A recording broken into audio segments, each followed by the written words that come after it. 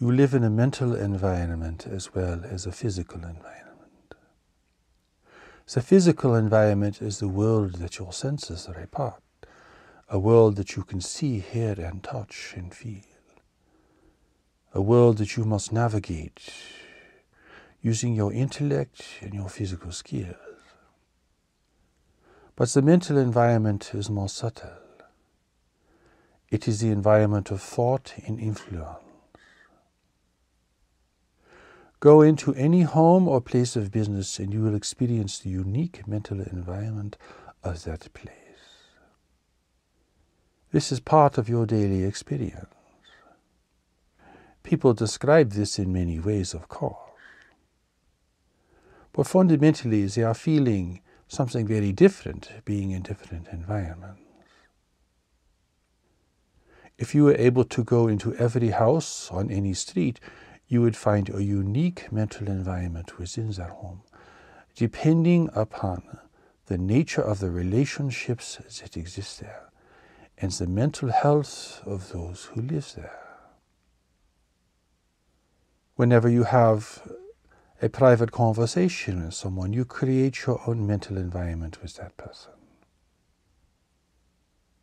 Here, even in a restaurant, you can go from table to table, and there is a slight mental environment created at each one. And ultimately, you as an individual create a mental environment around you, depending upon the nature of your thinking and emotions. Here, people walk around with a cloud over them, enveloped in their own fear, anxiety, or resistance. Or they can create much the opposite.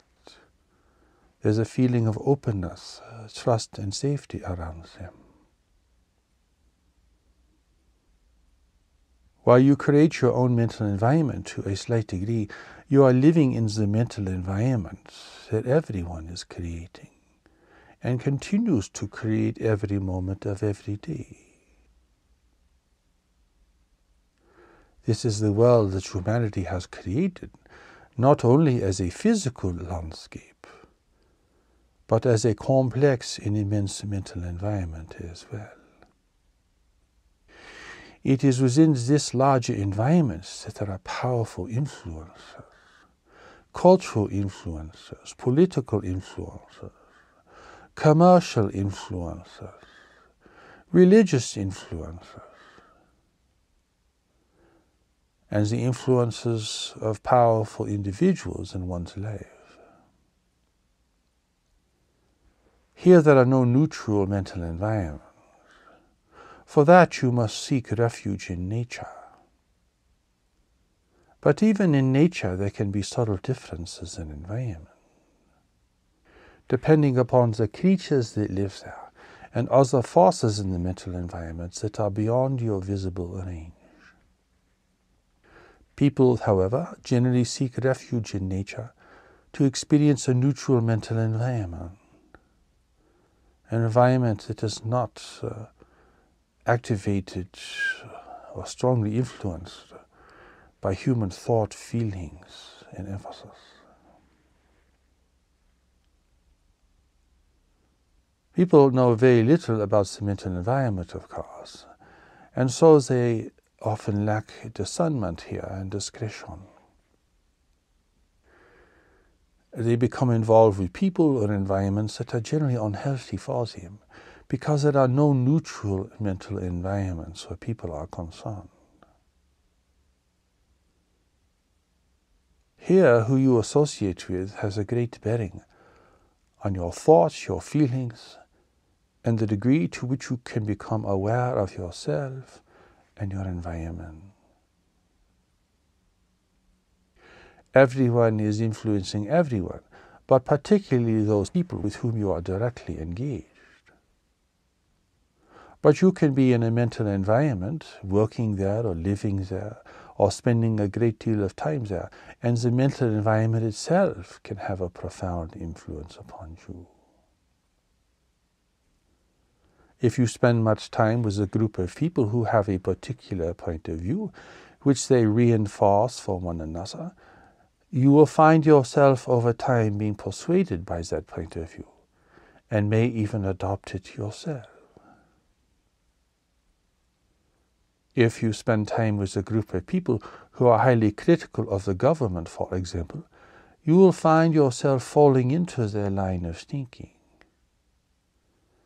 It is part of your social adaptation, but it is also the influence in the mental environment there. You live in a sea of persuasion, everywhere around you, occurring on so many different levels. People are often greatly influenced by one other person in their life, or by their parents. Someone whose influence and sway is inordinate and very strong, and they are given to submit to it. Here you may even find yourself feeling constantly overshadowed by someone else, because in the dynamic of your relationship with them, you tend to yield and they tend to dominate. Sometimes this is unexpected and unanticipated. It is just the dynamic of the relationship. Certainly a marriage and a family creates a powerful mental environment, an environment of influence. And in this regard, whoever you marry is really who you are choosing to be your primary influence in your life. In people's romantic pursuits, of course, this is almost never considered. But this is a chief factor in determining whether someone is an appropriate partner for you. You will be assigning them the role as your chief and primary influence if you unite with them in marriage or partnership. Do not think you are going to rehabilitate them through association with you. That is a very common mistake. Who you surround yourself with represents your chief influences.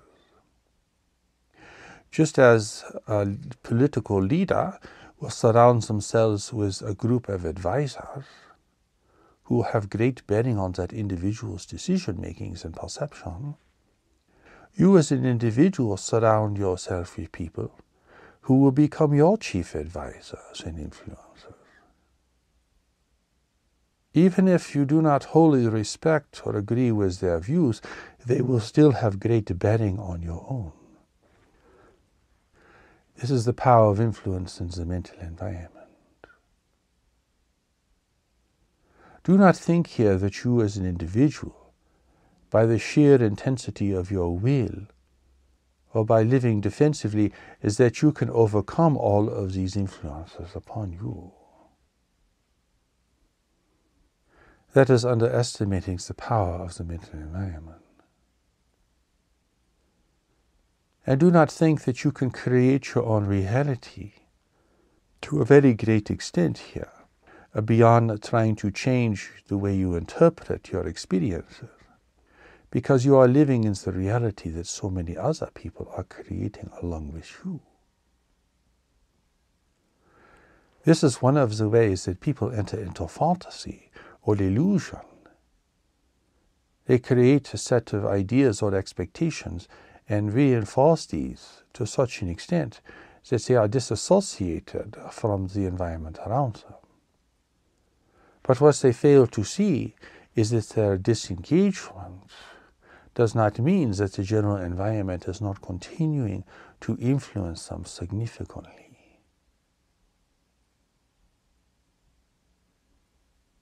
If you spend time with people who are unsuccessful in any regard, you will begin to share their attitudes and their experiences. Do not think that you alone can uplift them or alter their thinking and behavior. The collective intentions of others is greater than your individual intention in this regard. As a result, your ability to achieve goals or success in life will be greatly dependent upon those individuals with whom you surround yourself and who have chief influence or function in your life.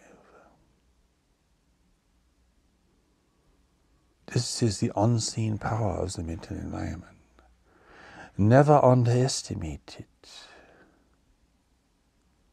It has a greater impact upon your thoughts and feelings than even the physical environment that you can see and discern with your senses.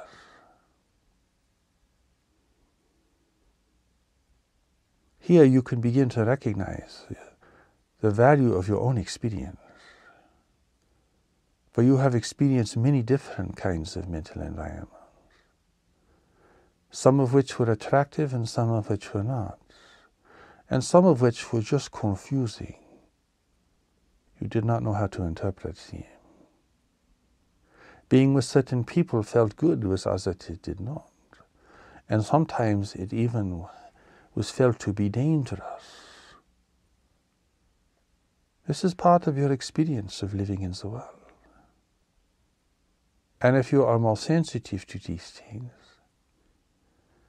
then your experience of the mental environment is more pronounced. This could be helpful to you if you learn to develop skill in the mental environment, which is something that very few people have achieved to any degree whatsoever.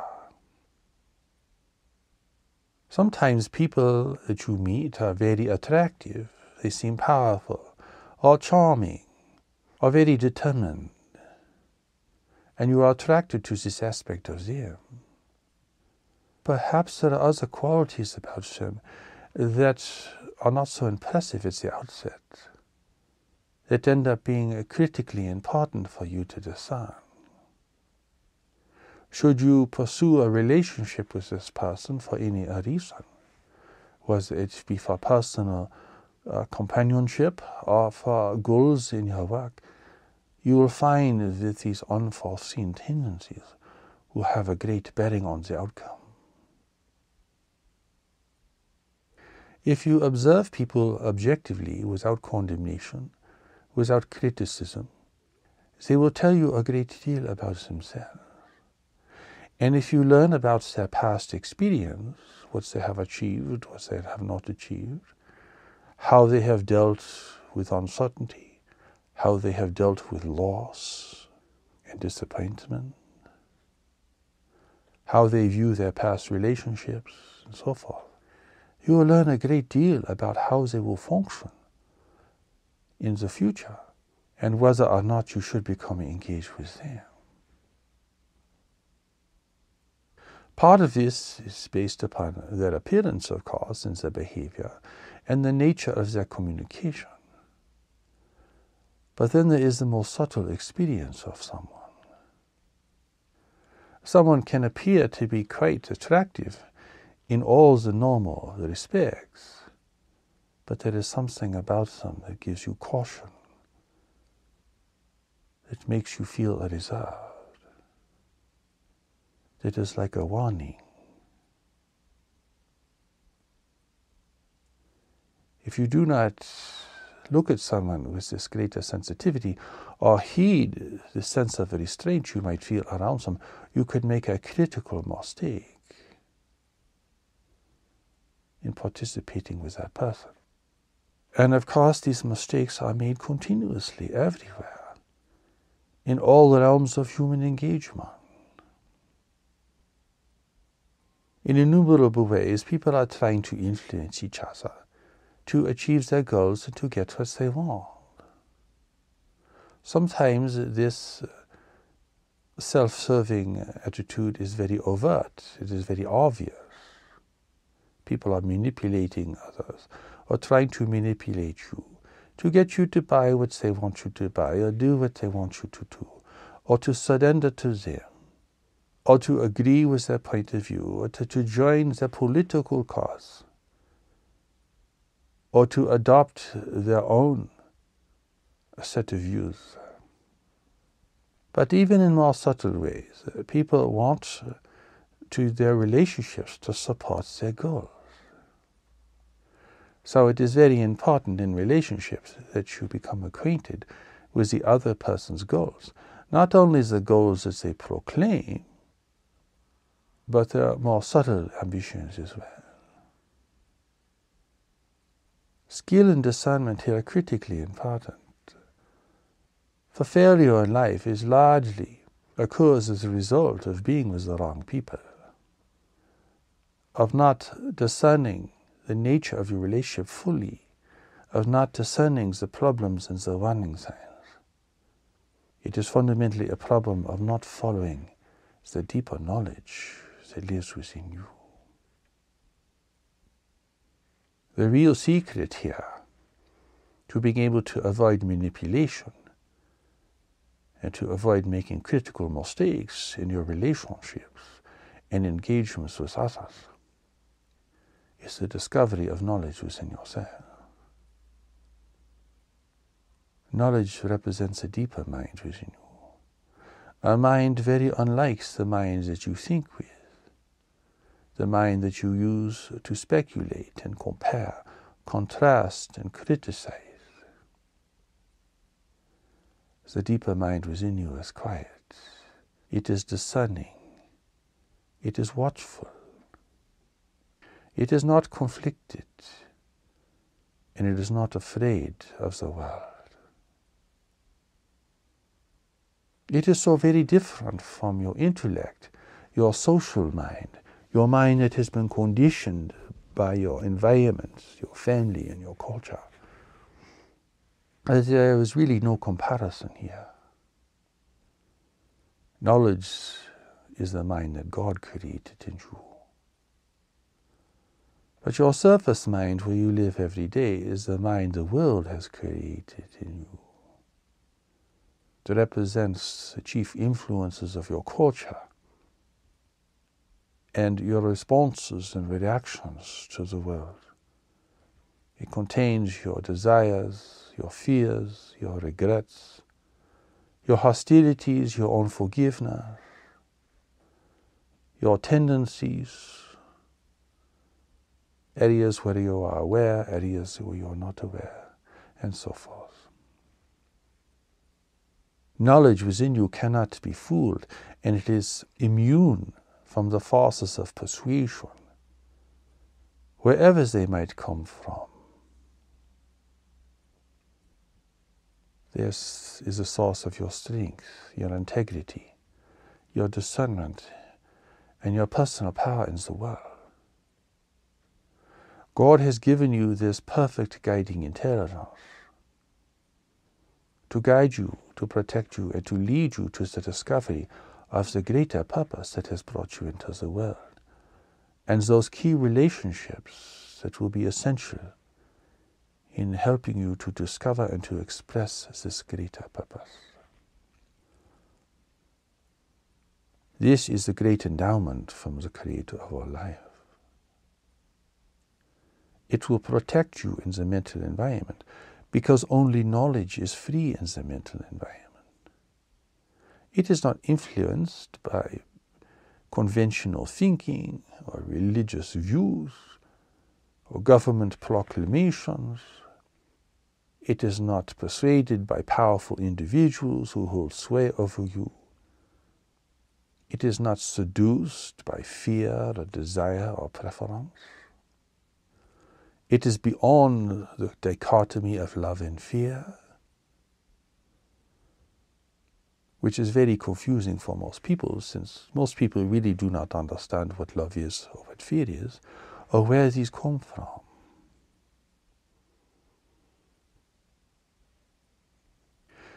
In order for you to think freely, creatively, and independently, you must have knowledge as your foundation. Otherwise, you are just mimicking other people, your culture, or your circle of friends, your network of people that you identify with or associate with. Together, you just reinforce each other's preferences and prejudices. You reinforce each other's weaknesses and blindness. You gather together for security and for reinforcement. You see this all around you, of course, as different groups of people associate with each other and reinforce each other's perception of the world. But knowledge within you really is the source of your clarity and your integrity as an individual. And yet it connects you with the Creator of all life, because knowledge is connected to God. Not in a religious sense, not in the sense of religious teachings or religious institutions. For knowledge will guide you whether you are participating in a religious faith tradition or not. It will guide you no matter what your religious faith, or even if you do not adhere to a religious faith. The Creator of all life is not bound by human understanding, or human institutions, or traditions of thought. This is your direct connection to God. This is how God communicates to you. This is how God assists you.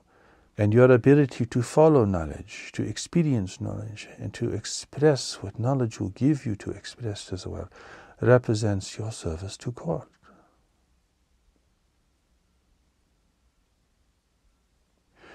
Yet people's awareness of knowledge is so weak and fleeting, or even non-existent, that they cannot give this great confidence. To give the individual this much power and this much authority over their life, it seems very threatening to governments and religious institutions, and to people who feel that the individual must be controlled and restrained to a great degree. Yet regardless of these infringements, knowledge lives within you. Because you yourself cannot overcome all the forces of persuasion in the mental environment. You need knowledge to guide you and to be your primary reference point.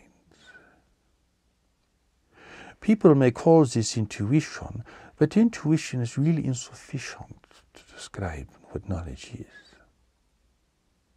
Knowledge is intelligence. It is not just fleeting moments of insight.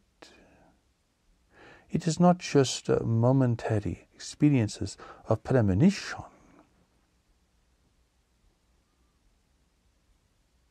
People think of intuition as a kind of adjunct to the intellect and to the intellectual understanding, a kind of adjunct to their belief system. That is because they cannot tell what is weak from what is strong, from what is wise from what is unwise. The intellect, to be really powerful, beneficial, and effective, must serve a greater power. And this greater power is not a distant God, or a government, or an institution, or some other powerful, overbearing personality. The intellect is really meant to serve knowledge. In the true hierarchy of your being, your body serves your mind, and your mind serves the spirit, and the spirit serves God. Here everything falls into place, and there is no discontinuity within you. You are not a bunch of sub-personalities or conflicting goals or contradicting intentions or motivations. Here there is the power and the presence of knowledge. And then there is the uniqueness of your personality with its strengths and weaknesses. And then, of course, there is all the social conditioning and tendencies that you have accumulated along the way. As if you are a traveler who are traveling over land and you have just accumulated a lot of dust and dirt and grime. This is kind of how it is passing through the world. you accumulate a lot of the world's thinking and prejudices. In most cases, you just adopt them from other people or from groups or institutions. And sometimes you make up your own versions and you make your own decisions regarding them. But still, you have acquired all this excess. Much of it has nothing to do with who you are or why you're in the world. But it is all very effective in conditioning your thinking and your outlook. To unburden yourself of these things, and even to evaluate them clearly, you must have the power and the presence of knowledge as a reference point within yourself. People can be critical of their cultures. They can try to resist government manipulation. They can withdraw from society. They can become very distrustful. But they are still bound to those things that are influencing them. Here, being a rebel is not a position of freedom. You are still being governed by the forces you are resisting. Perhaps you are resisting them, but they are still determining your thinking and your behavior. And this holds true for many people. Yes, they are resisting certain forces in their government and culture, certain tendencies that they see are prevalent in other people. But they have not found the power of knowledge to liberate their minds.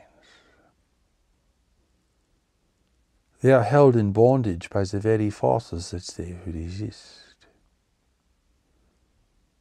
and have difficulty thinking apart from this. This is why, to resist manipulation, you need the liberating power of knowledge. You need this greater intelligence which is free, which is uncontaminated, which is not threatened by the world.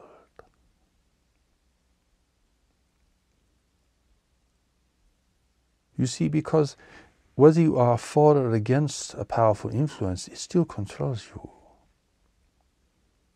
And it still dominates you.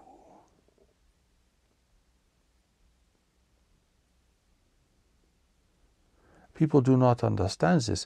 They think resistance is a freedom.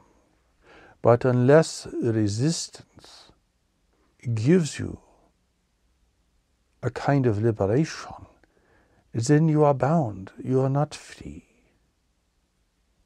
You could spend your whole life resisting a government, or a political opposition, or certain other groups within your society, or certain tendencies within the human culture itself. But unless there is something within you that sets your life in a different direction, then you are not free. You are still bound by that which you resist. And around this resistance there will be ever-deepening hostility and resentment, judgment and condemnation. And all of these things attach you and chain you to that which you resist. All the while your life was meant to be something else, to do something else, to give something else. But you cannot get there because you are bound by your resistance and your hostility and condemnation. As this is the case for many people, of course, and affects the general population as a whole. The energy that you take in resisting something or criticizing something or being opposed to something can be very all-consuming, coloring your perception, limiting your thinking, shutting down your creativity, dominating your life. Unless it is your mission to change governments or institutions, this becomes a great misfortune. You have not found your freedom to follow a deeper power within yourself. Here, your freedom cannot be just from something. Freedom from conventional thinking, freedom from certain political persuasions, freedom from certain kinds of human behavior. You need your freedom for something. Freedom from things is perhaps the emphasis at the outset. But really beyond this, freedom is for something. And ultimately only knowledge within you knows what this freedom is for. This is why so many people don't know what to do with their freedom. It just becomes wasted in self-destructive behavior or opposition to others, because they don't know what their freedom is for. They cannot figure this out with their intellect. And their social conditioning closes the door or prevents them from discovering what they are really here to do and what they are really here to serve. Of course, this breeds immense unhappiness and disappointment and frustration, because the great need of the soul is not being met. If you're not really doing what you came to the world to do, if you are not really discovering the power that lives within you, if you are not really finding your freedom in the mental environment to discover and express your greater purpose here, then you are suffering. Rich or poor, you are suffering. You can suffer in splendor. You can suffer in wealth. You are driven. You are uncomfortable. You cannot sit still for 5 minutes. You are overtaken with your desires and your fears, your issues and your problems. Even if you have great affluence and do not need to face the difficulties of trying to survive in the world, you can still be completely dominated by all these. Therefore, to be free of manipulation, you must find that part of you that is free of manipulation. You live at the surface of the mind. Like the surface of the ocean, it is made turbulent by the winds of the world and by external forces. But deep down in the oceans there are currents that are moving the waters of the world all over the earth. They are not affected by the daily weather. There is a deeper current in your life that is not affected by daily events. It is this deeper current you must experience. It is there, but it is beneath the surface. From time to time, you have little reminders that there is a deeper current. You have a moment of intuition, or you have a lucid moment where you experience yourself outside of time and space. But these experiences are so rare and fleeting, so as to have little impact upon your thinking and behavior in life.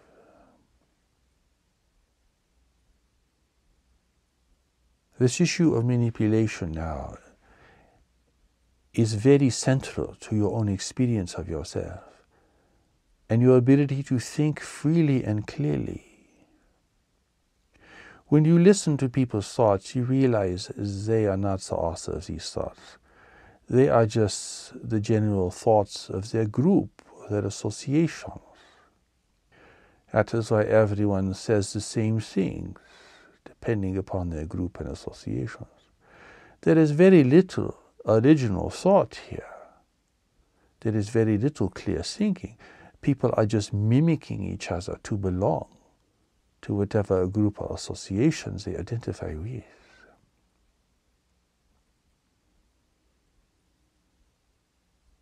When someone thinks creatively, dynamically, well, they are considered a genius. if their thoughts are acceptable to society, they can be accorded a great respect. They can innovate, they can think differently, they can be creative, they can innovate. But really, it is because everyone else is so slavish in their thinking and so dominated by the mental environment that these individuals stand out. It is a great loss to the human family that so few of its members can think creatively and dynamically in this way. This represents part of the great impedance that is holding humanity back, holding it back from advancing in every respect. People may appear to walk about freely, but when seen from a position of knowledge, everyone looks like they're in chains, as if they are gangs of slaves or gangs of convicts, trudging around, oppressed, overwhelmed, dominated by their environment, dominated by their feelings, dominated by their group associations, performing for one another, trying to be accepted. When you begin to gain your own freedom here, you will look at others and it will be shocking. People are not free to think, they cannot feel what they feel, they cannot know what they know. They are afraid to look at great problems. They feel so inadequate that they just avoid anything that challenges their thinking or that requires a great attention and consideration. They just want to be safe, they just want to belong, they just want to be focused on their little endeavor. They don't want to be bothered with the great problems of the world. They don't want to pay attention to their environment and to changing circumstances. And then when circumstances work against them, they feel like victims. They complain bitterly, they're outraged. This becomes so clear when you can see clearly. It's a great tragedy for the human family that even with its affluence and the degree of freedom to which most of humanity has been able to achieve at great expense, people do not take advantage of their freedom. They don't know what to do with their freedom. The wealthy squander it on addictions and ambitions and personal indulgences. It is a great tragedy for the human family.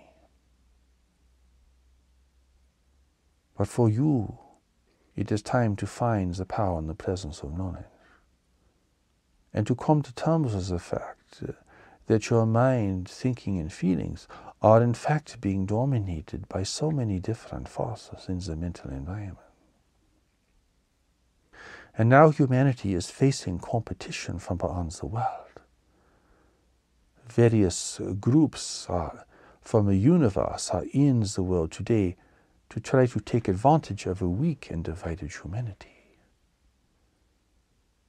They will not use force to achieve their goals because they are more intelligent. They will use the powers of persuasion and intimidation to gain advantage here. Strange craft have been flying in your skies increasingly over the last half-century. Witnesses have been seeing these craft, and encounters have been made, and people have been taken against their will by these forces. Their power is power in the mental environment.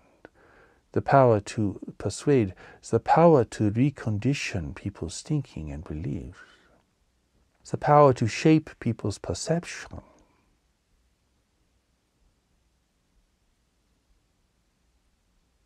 Humanity has very little skill in the mental environment, and so these persuasions can be cast upon people with great ease and little difficulty. Some people even welcome this intervention, thinking that it represents a great spiritual liberation. They want what the intervention has to offer, the promises of freedom, high technology, and so forth. But it is all a deception, being placed upon an ignorant and unsuspecting humanity. Now you are dealing with a more powerful force in the mental environment. For these races have to compete with other races, and have had to develop great skill in discernment, great skill in manipulating the thoughts, the attitudes and expectations of others.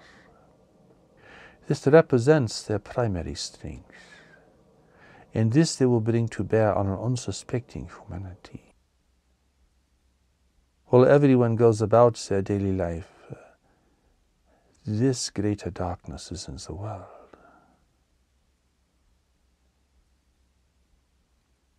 You have to face this, because in the universe around you, the power of skill in the mental environment represents the greatest way that stable societies can influence each other and determine each other's activities.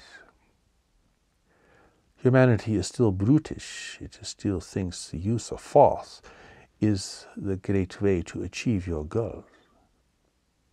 But in the universe, amongst much older societies, the use of force is seen as mutually destructive and is avoided and suppressed. And other ways are found to gain information from others and to control others and to protect yourself from their scrutiny as well. This represents a new threshold of learning for humanity. But again, what will free you even from these forms of manipulation and persuasion is the same power of knowledge that lives within you every moment. For nothing in the universe can overtake knowledge. Your intellect can be overtaken. Your feelings can be overtaken. Your attitudes can be directed. Your thoughts can be conditioned. Your feelings can be aroused and manipulated. But knowledge within you is beyond persuasion and manipulation. And this is why it represents the greatest source of strength and freedom for you and for everyone. Knowledge represents your deeper conscience. It is ethical. It has a moral foundation. Regardless of what your culture has tried to condition you to think or believe, you know when you are doing something wrong. You know if you are hurting other people, it is wrong. And you know when you can honestly connect with someone and have an experience of real communication, it produces a deep and abiding feeling of well-being in you. This is not the result of culture and cultural imprinting. This represents a deeper conscience.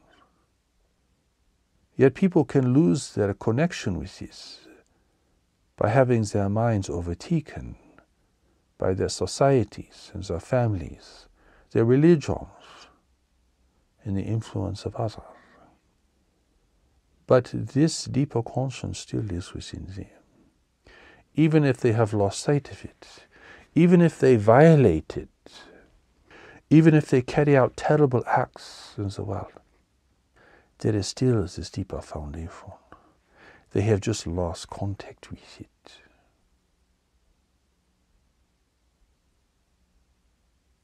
It is hard to persuade a slave that they are actually free. They will point to their circumstances, but they are still actually free.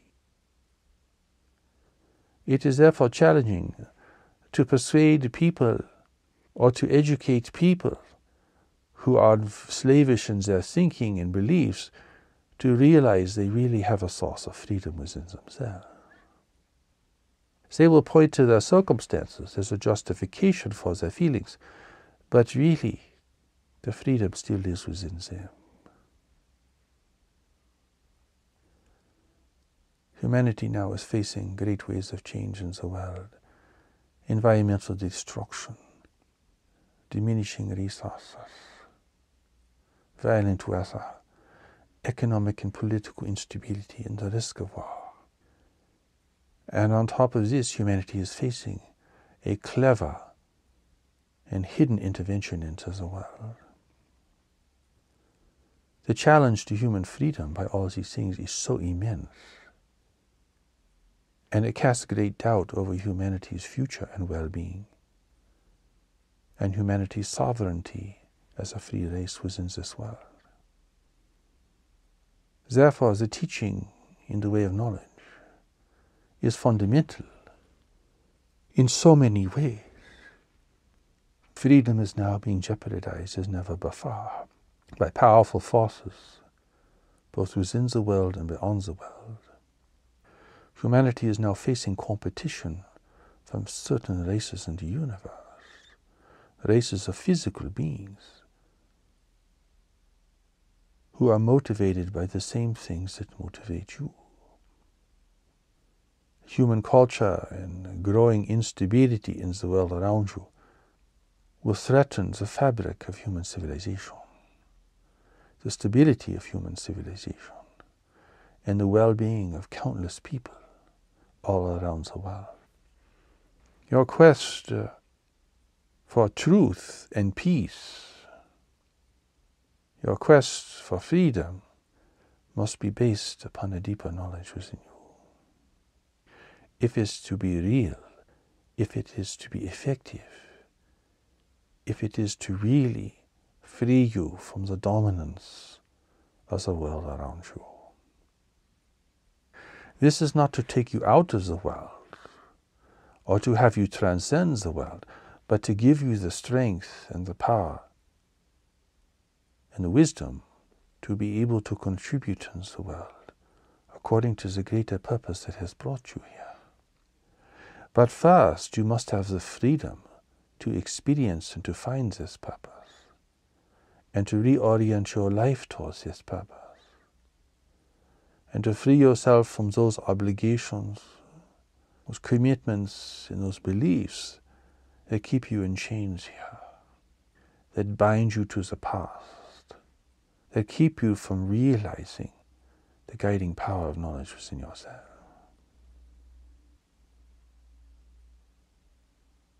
God has sent a new message into the world to prepare humanity for the great ways of change, to prepare humanity for the realities of life in the universe,